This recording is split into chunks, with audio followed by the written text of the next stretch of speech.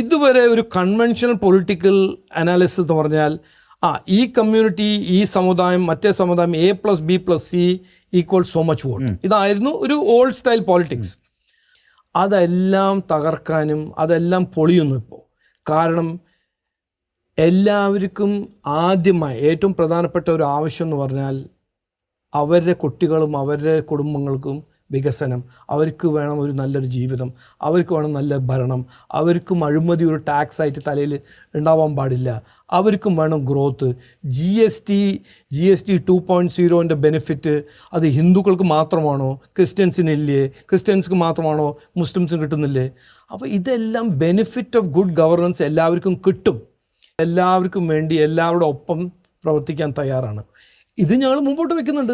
ഇത് ബീഹാറിൽ സക്സസ്ഫുള്ളായിട്ട് നടന്നിട്ടുണ്ട്, ഉത്തർപ്രദേശിൽ നടന്നിട്ടുണ്ട്. എല്ലാവർക്കും വേണം വികസനം എന്ന് അവർ തന്നെ പറയുന്നു. അവർ തന്നെ BJPക്ക് 3-ാം തവണ 4-ാം തവണ മാൻഡേറ്റ്.